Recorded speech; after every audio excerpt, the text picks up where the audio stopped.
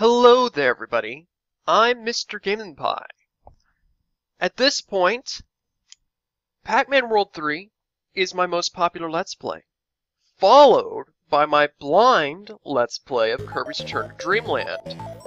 So why not combine the two with a blind Let's Play of the new Pac-Man game, Pac-Man and the Ghostly Adventures 2. I was actually planning on doing the first game first, but I ended up getting the second game first, so yay! Unlike with my other blind Let's Plays, I've actually done a little bit of practice just to make sure that I could actually reasonably play this game. Because the other Pac-Man games on my channel have been Pac-Man World 2 and 3, and I wanted to make sure that these were similar enough. They are. Blame the two of you! Surely it's more his fault than mine. Is not. And don't call Lord Betrayus, Shirley. Shut up, you two! Ugh. If only I could get my hands on the repository that holds the Pac-World bodies of all the ghosts in the Netherworld. If I had my body back, this would all be so easy! Yes, sir. I'm sure that would make all the difference. Of course, you have also failed every time you try to steal the repository. Ow. That's what you get for stating the obvious! Perhaps it's the whole you stealing the repository thing that is the problem. If you had something of value to offer in exchange, perhaps Pac would actually steal the repository himself and give it to you. Of course! What a brilliant plan! I'm glad I thought of it! I know just what to offer him, and I think I know how to make it happen. First, I'll need to distract the Lemonhead while we plan this out. Oh, I know! The giant Grindatron robot! I have just finished repairing it! It is ready to unleash on Pacopolis! Again! Perfect! Now, let me tell you the rest of my idea. Space, Apex, a repository, a body! Well? Needlessly complicated as always, sir.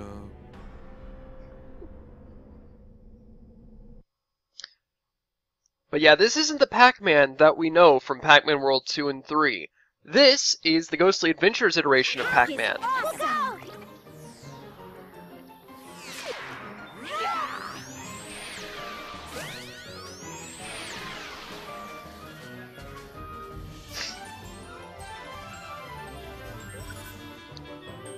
This iteration of Pac-Man was actually introduced in, let's see here, Pac-Man's 30th anniversary. The cartoon series was announced, but the cartoon didn't actually start until, I believe, either 2012 or 2013. Basically, this Pac-Man is a kid. An orphan kid. Because reasons, I guess. Overall, I like the cartoon show. It's not an amazing show. Oh my gosh, you have to see this. It's the next big thing. But it's still good. It's entertaining. Alright, so let's see here. We got some basic controls going on. You actually press the B button to jump in this game. The A button is used for talking to people, actually. In many games, that's the same button.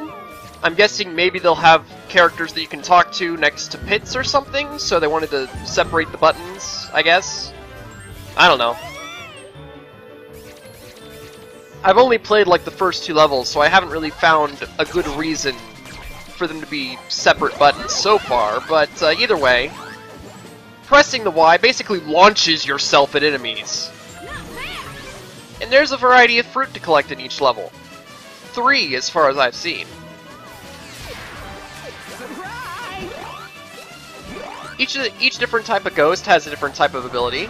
The yellow ghosts don't seem to do anything. Red ghosts go in and out of the ground. Blue ghosts fire at you. And there's going to be more ghosts as time goes on. Now there's also the blue sleeping ghosts. These don't actively attack you. If you just jump into them, they'll hurt you. But otherwise, they're pretty much just used to go from one place to another. Kind of like the Path of Rings in a Sonic Adventure game where you use the light speed attack on it. Or light speed dash. Hey, Paxter, you're doing great out there, but you still have to stop Grindertron. Grindertron actually appeared in the animated series. It was an okay episode. Basically, Dr. Buttocks, who's the character that had the glasses there back in the cutscene, piloted the Grindertron and used it to terrorize Pac-Land. And Pac-Man himself basically used his own version of the Grindertron with a super intelligent power berry. Because that's the thing, in this series they aren't power pellets, they're power berries. It's basically the same thing, it's just, you know, the power pellet was always a little bit, what is a power pellet exactly, what's it like, and power berries are more, I don't know, self-explanatory. Like, it's a berry, it's pretty obvious what that is. And Pac-Man can't grab walls. I mean edges, he can't grab edges.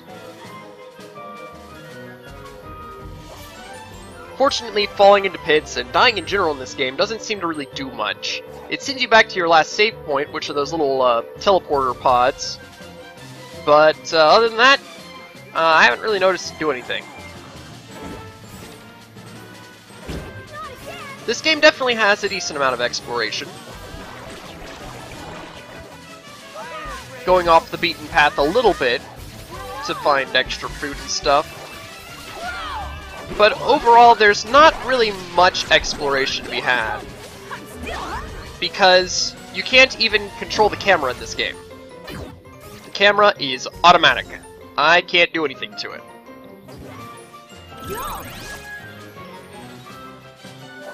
Which, I haven't played much of the game, but I feel like that's going to be an issue.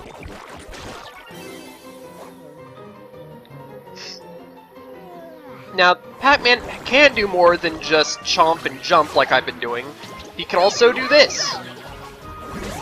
This makes ghosts helpless against you, and actually makes you have more points whenever you eat them.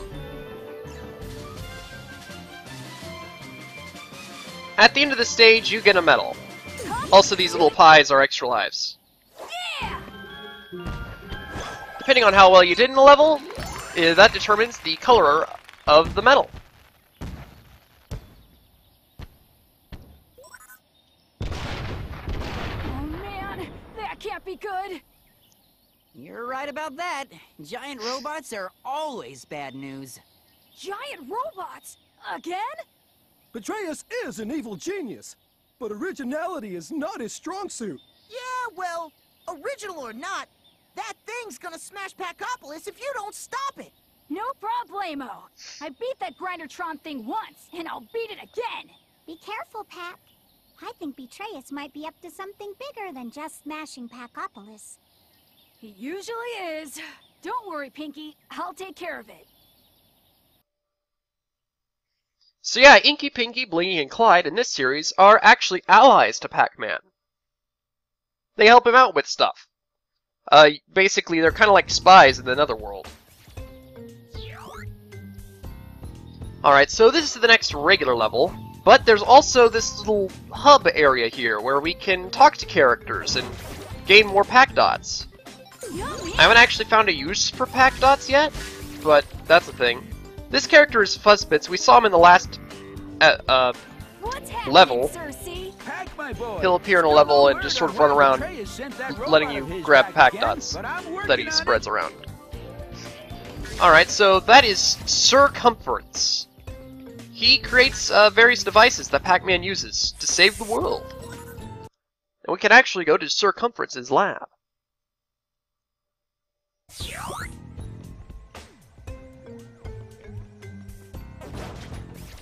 And in the hub areas, we can talk to characters, we can get Pac Dots and extra lives. On improvement to the Netherworld instead of building all these giant robots. I really like Clyde in this series. I also like the fact that they got Blinky and Clyde's names right in this series. That's greatly appreciated. Alright, now this, right here, this robot is Grinder. The Grindertron is actually based on his specs. How's it going, Blinky? We got Blinky here. I sure hope Grindertron doesn't destroy too much of Pacopolis before you find him.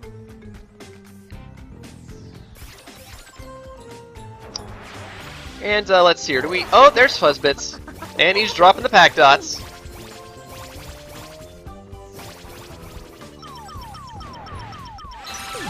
To the chef. And we can actually see some of the devices that Circumference has helped Pac-Man with. There's this device, there's the Cherry Copter, and I'm pretty sure that we'll be seeing some other ones throughout the series. I'm not really sure what those bananas and pineapples are back there. Those don't look familiar to me. Maybe they've been used before on this show? I don't remember.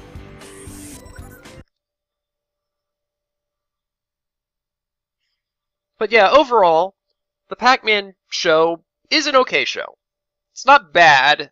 People like to exaggerate what it's like, but you know, it was definitely weird at first because it's not regular Pac-Man. You're looking silly. Go ahead and have fun fighting the ghosts and finding Grindertron.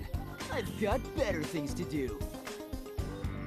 Why does Pac-Man need to find Grindertron? I mean, it's a giant robot. It's not exactly capable of hiding. I mean, this is the Godzilla movie all over again. Anyway, Pac-Man goes to high school. It seems to be some kind of boarding school or some sort where they live there. What's up, Inky? Pacopolis is sure a big city, huh? You would think you would have found a 100-foot tall robot by now.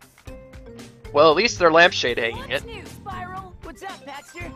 Figure out why Betrayus sent Grindertron to attack Pacopolis? Pac-Man has two friends in this series, Spiral and Cylindria, also known as Silly. They're alright characters. They can be entertaining. And Pac-Man has his teacher. For some reason, she's like a major character in this game. That Grindertron won't be any problem for you. I don't remember her ever being like a major character in this series. The only time that I remember her really appearing and doing much was in an early episode where she was like, Pac-Man, even if you're a superhero, you still have to have curfew and stuff. And then he saves her, and so she's like, okay, no, you can go out there and save the world and stuff. And it's like, that wasn't even like the entirety of the episode, it was like one scene. And yeah, sure, she has appeared in more than that, but I don't remember her ever being important otherwise, so that's kind of weird. The Hebo Skibo character that we saw over there is kind of like the bully character of the series, except he uses power berries at some point and gets superpowers of his own for an episode. It's not a permanent thing, and I don't think he's actually appeared in that mode after the episode where it happened. But it's a thing.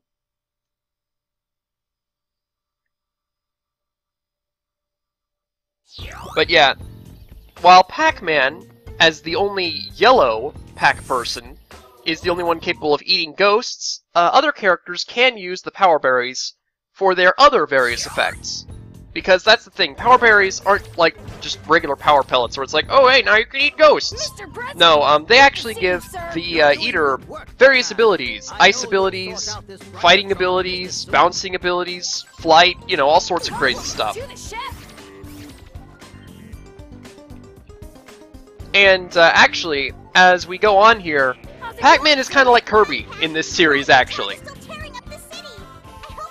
Like, he'll eat a fire berry, and then all of a sudden he becomes Fire Pac-Man. He even gets, like, he basically gets Fire Kirby's hat. It's crazy.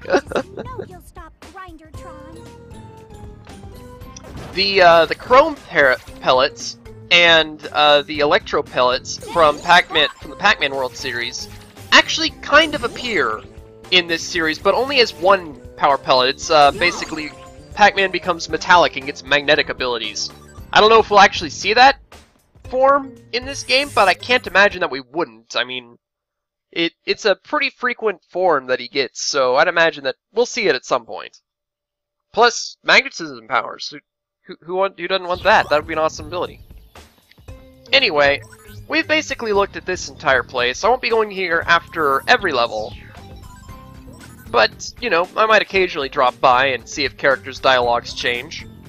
Because after the second level, they don't.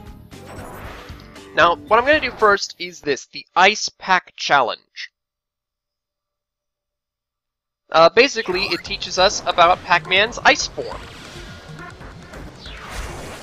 Ice Pack's special attack is an ice blast that freezes most enemies and some other stuff as well. Ice Pack's special can freeze lava geysers to make temporary platforms. So now, we can't scare ghosts like we could at the end of the previous level. But instead, we have Ice Breath. I mean, this is basically Ice Kirby. You can also freeze Pac-Man is Kirby, confirmed.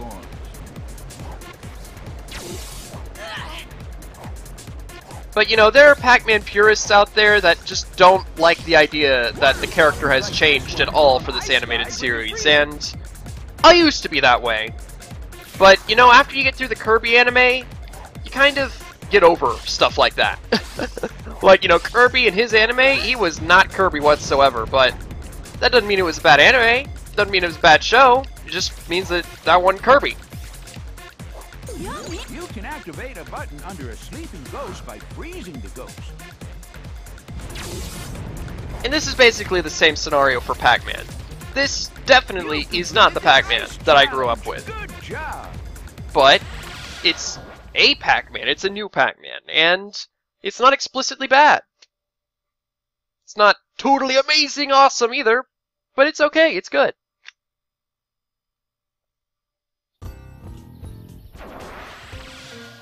So, with our practice done, let's move on to the next level. Just chillin'.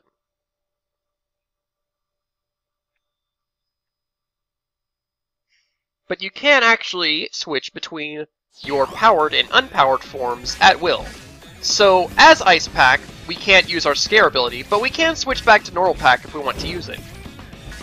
Which, considering that ghosts give you more points in that form, isn't a bad idea. So right offhand, the Ice form is available to us.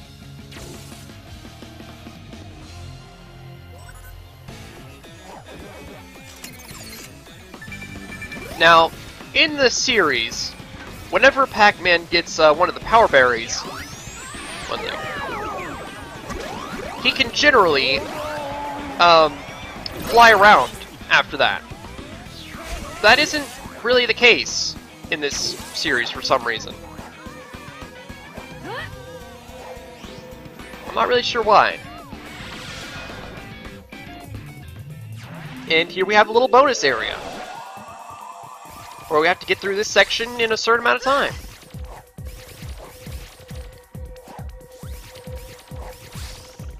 It's not a very harsh time limit, as you can see. But it is a time limit, and I'm sure that we'll get harder ones later on.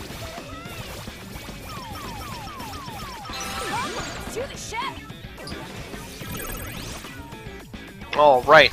I like the fact that you can actually gain extra health in this game. Oh, right. These are basically like the platforms in Super Mario Galaxy, where once you eat them... yeah, once you jump on those platforms, they will... Well, once you jump, the platforms will flip. So, we got a lot of Ice Pack use. Oh, Pac-Man, would you please? Yeah, there we go. I'm not sure if things ever unfreeze after you freeze them. Let's see, let's wait a while and see if these ghosts ever yeah, they do. Well, you know what I can do? You know what I can do? Do you know what I can do? Because I know what I can do. I can do that.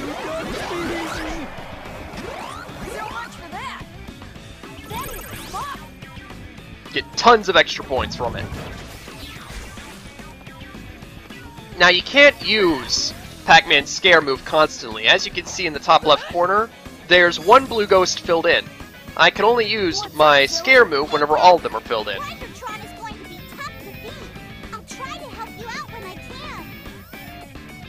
So yeah, that's silly. We didn't get to see her in the hub area, but she's here now. from what I understand, you'll get to play as her at some point, so that's cool.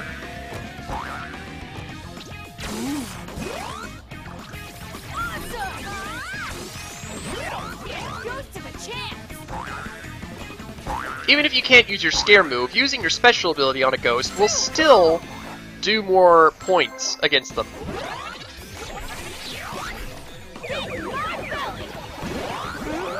Huge point bonuses, because getting those tokens actually gives you even more points than normal. So that, combined with the scare bonus, just gave me like a bajillion points. I bet that I'm gonna get a good rank on this level. I see Grindotron, Pat. I'll try to draw him away from the middle of town if I can.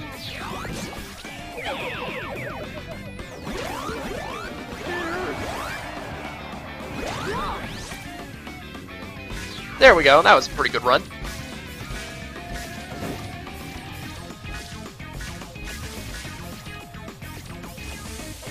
So yeah, there's going to be a lot of combat in this game, it seems. But it's not exactly, like, intense combat. Plus, you've got a lot of health in this game. Like in the Pac-Man World games, you would only have a couple hits to take. But in this game, you have so many hits, and you can gain more as you go through the level. So if you're really good, you can...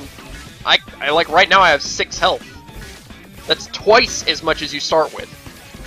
And it's not like I've been playing perfectly. I've gotten hit a couple times, too.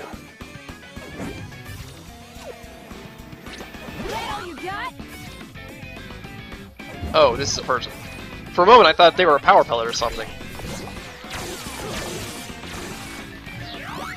Wait.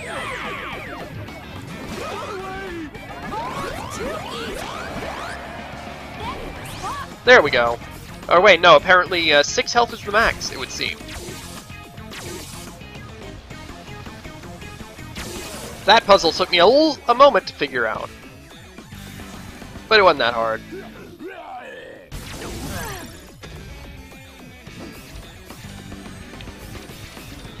So yeah, here we have this monster, who you can't just... Oh, yeah, by the way, there's a quick time event here. It's not exactly a hard quick time event, it's just one button press, but it's there, I guess. But yeah, that monster isn't too hard to beat, but you can't just chomp him down, you have to use your special ability. In this case, the Ice Breath. Excellent. And I got a silver medal. I'm surprised it's only silver. I mean, I got a lot of point bonuses there.